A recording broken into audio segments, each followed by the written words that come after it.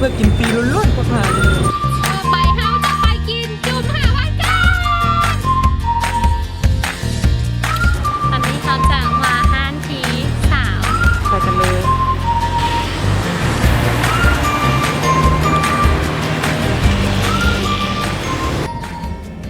ฮัลโหลทุกคนมื้อนี้อานิตามาอีกแล้วกะ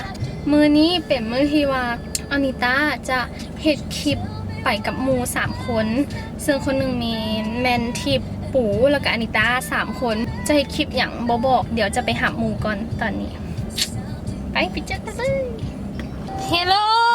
แล้วก็หามาแล้วคนหนึ่งตอนนี้หับปู่ก่อนหัวบ้านอยู่ใกล้กันแล้วตอนนี้ก็สิไปหับทิปหายก่อน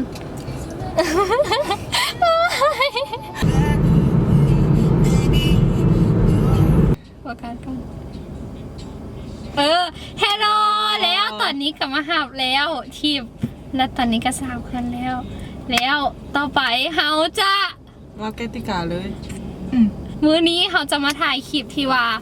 เขาจะไปเลาะกินให้แต่ละคนนะเลือกห้านมา2 ห้านแบบห้านที่ตัวเองมักแล้วก็เขาจะไปกินแล้ว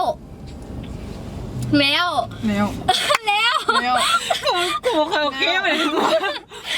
แล้วโอเคได้ปะนะแล้วเขาจะกินกินกระจายภายใจมันแต่ถ้าผู้ใดอิ่มแล้วไปต่อบ่ไหวผู้นั้นจะเป็นคนเลี้ยงคนที่กินต่อไหวอิสระโคตรชนเลยเก็ตบ่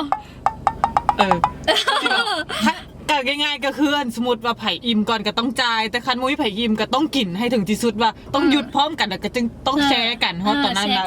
แต่คันไผ่อิ่มก่อนก็ต้องจ่ายก่อนกูเบิ่งขาดก็เอี่ยให้มึงคิดว่าไผ่จะได้จ่ายอย่าว่าเดี๋ยวนี่โอเคแล้วต่อไปเขาก็จะไปห้านอย่างมึงเลือกก่อนโมเมนต์ฮันกูอีปู่เลือกก่อนกูเลือกฮันยำจีนโอเคโอเคเราจะไปเจอกันอยู่ห้านยำจีนเลยนะทุกคนแล้วไปถามเบิ่งว่าผู้ใดสิได้จ่ายเงินหลายที่สุดผมไม่ยอมเตอีหองขนาดคืออย่างหนังมันลินโดละเดี๋ยวนี้ออก11แล้วเหลืออีก7 ตอนอยู่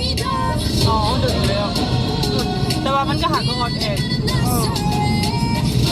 นี่ก็อินกับเจนนี่เลยกูมันอินโคตร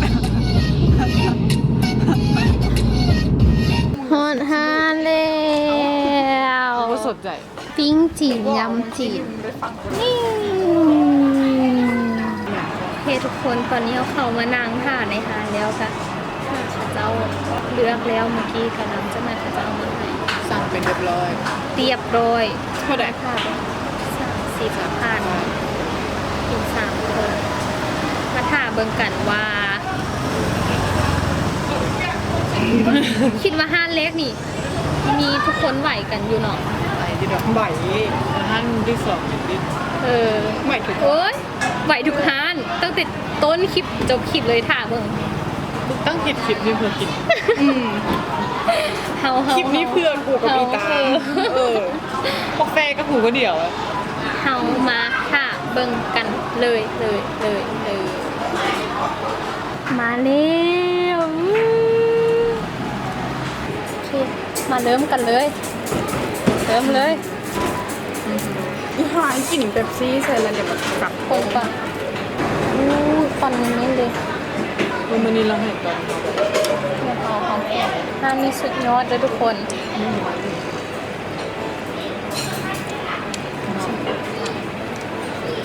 นี่คือดาวห้างอยู่แถวเวียงจันทร์นานาชาติเลยทุกคนห้างนี้เซฟสู้หวาน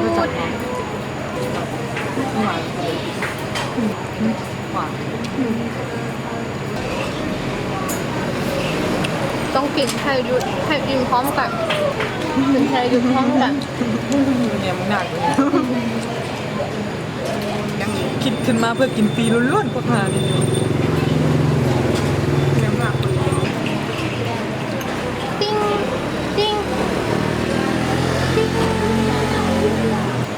เริ่มแล้วมันเริ่มลาย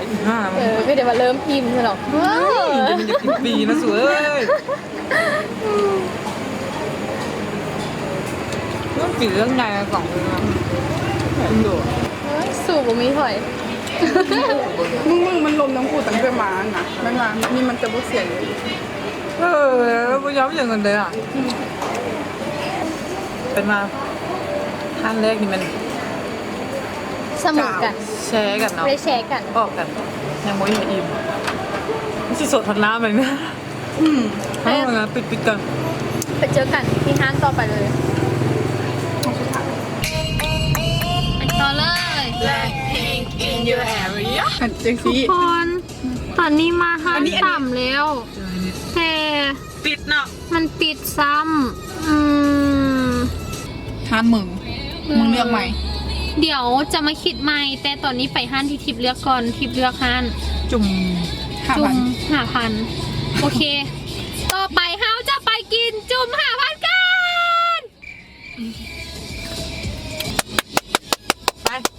กลุ่มมวนคนเดียวตลอด นี่ฮอดเดียวจุ่ม5,000หน้าเลยเอ้ยนั่งนั่นเลยก็ได้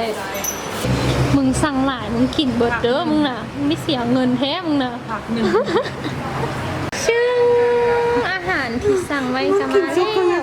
พร้อมจุ่มเลย โอ้ยกูก็อยากบอกสิบุ โอเคทุกคนตอนนี้เราจะมาจุ่มกันเลยอาหารที่สั่งมาได้หมดแล้วเอ้าทำไมไม่ถูกกว่าอีห่าทิพย์ จุ่มแกเอง เดี๋ยวไป ที่ตีกับน้ำตัว เปิดใส่เนี่ยน้ำนะเฮ้ยมีถ่ายมึงกับอีกทางเนาะอีกทางหนึ่ง ทางนี้ว่ะ นี่คือเอาจอก ชื่อลืม ตึงเฮ้ยมันก็เห็นหมอยได้อยู่ไหนฮะตึง ไม่ทันเกี่ยวกับ ก้อนเก่า เฮ้ยตำ จอกน้ำคุยใส่วะคุยฮาเนี่ยมันตั้งเวอร์บังอลังการนี่ ตำ เอา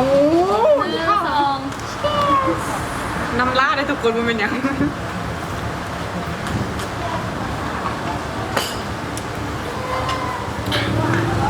โอเคทุกคนตอนนี้กำเพิ่มกันมามันได้แล้วโอ้คนแล้ว เลย เอาเลยกินเลยเด้อ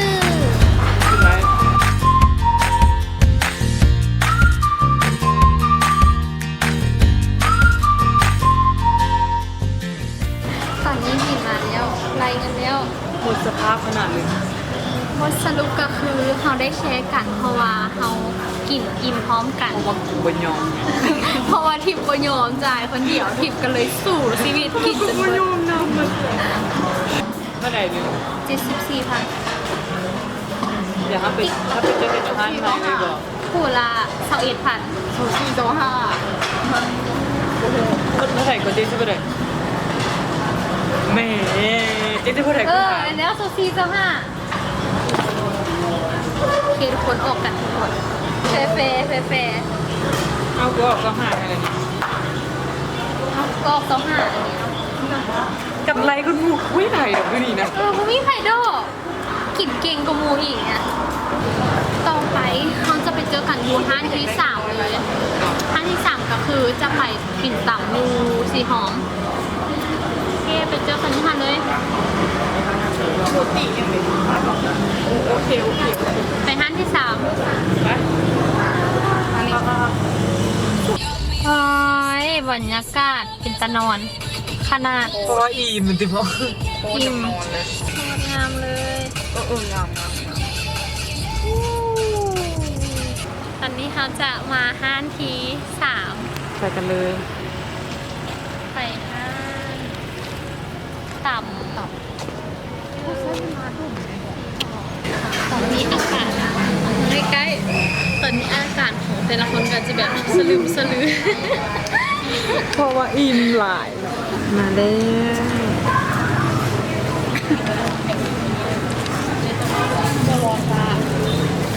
มึงหิมากินกูเส้นกูลืมก่อน กูกำลังว่ากูสิขอ บอก ไปกันไหน ตึ้งตึ้งตึ้ง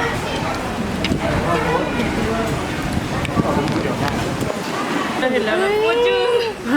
โรตีมาแล้ว จำเลยบน ไล่หลอกอาหารนี่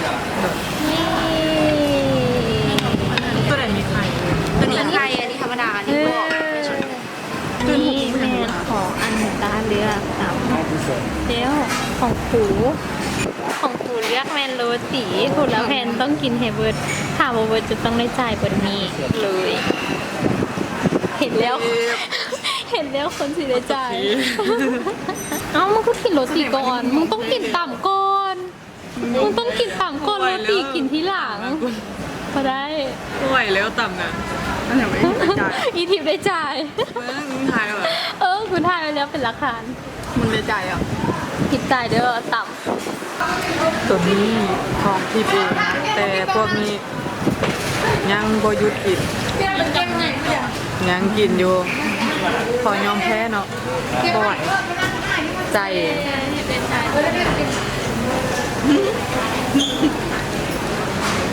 คนยิหลีเนาะยอมยิหลีเลย บอกแล้วว่าซียุ่งแต่เริ่มกินจุก นี่บอทุกคนพวกมันสองคนล้มหัวกันคิดแผนนี่คือมาก็กินปีสวนเนาะเจ้าไปจ่ายใบ ได้จ่ายแล้ว กลับมายิ้มให้ก๊อฟไม่ไหว ดีใจเลย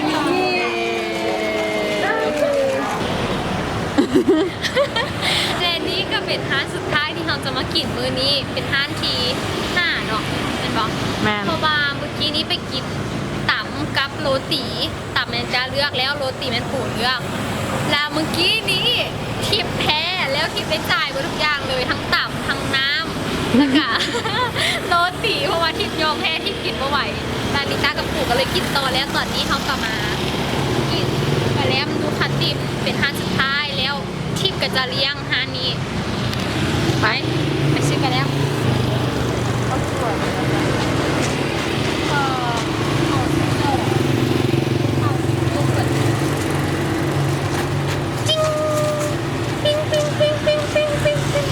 รัวๆฮานี่นะฮานี่เลิฟรัวๆ โอ้ใช้โคนเป็นโคนกันโคนเลย อันนี้รสชาติอย่าง รสโปรดโยเกิร์ต โอ้ถ่าย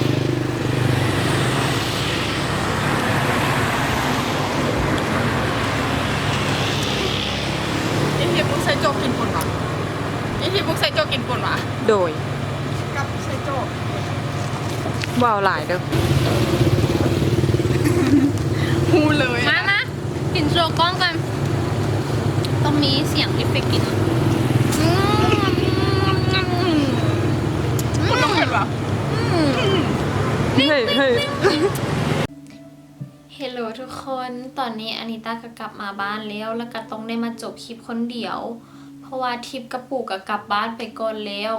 ทิปต้องเฝ้าไปเวียกก็เลยบ่ได้มาจบคลิปน้ำกันรับปู่ก็กลับบ้านไปแล้วมื้อนี้ก็บ่ได้มีอย่างหลายก็มีแต่ซ้ำนี่แล้วก็มีแต่ไปกินข้าวล้มกันลิ้น แล้วก็ลิ้นน้ำกันที่ว่าผู้ใดอิ่มก่อนผู้นั้นต้องจ่ายโอเคทุกคนมื้อนี้ก็ฝากไว้ซ้ำนี่แหละก็บ่มีหยังหลายเป็นจังไดทุกคนก็สามารถคอมเมนต์กันได้เด้อว่ามักหรือบ่มักหรือว่าต้องการคลิปใดเพิ่มอีกหรืออยากให้เฮ็ดหยังก็คอมเมนต์ไว้เด้อคอมเมนต์ไว้ได้แล้วก็อันนี้ตาจะมาอ่านคอมเมนต์ของทุกคนทางรูมนี้เด้ออย่าลืมกดไลค์กด Subscribe ให้หน่อยเด้อแล้วก็กดกระดิ่งๆๆๆพร้อมเพื่อว่าเวลาที่ลงคลิปทุกคนจะได้เห็นหรือว่าอัพคลิปใหม่จะได้เตือนขึ้นเลยที่สำคัญอย่าลืมกด Subscribe เด้อกด Subscribe เพื่อเป็นกำลังใจให้เฮ็ดคลิปวิดีโอใหม่แล้วก็โอเคนั่นแหละหมดแล้วแล้วก็ถ้าติดตามคลิปหน้าว่าจะเป็นคลิปหยังขอบใจด้วยทุกคนที่เบิ่งจนจบบ๊ายบาย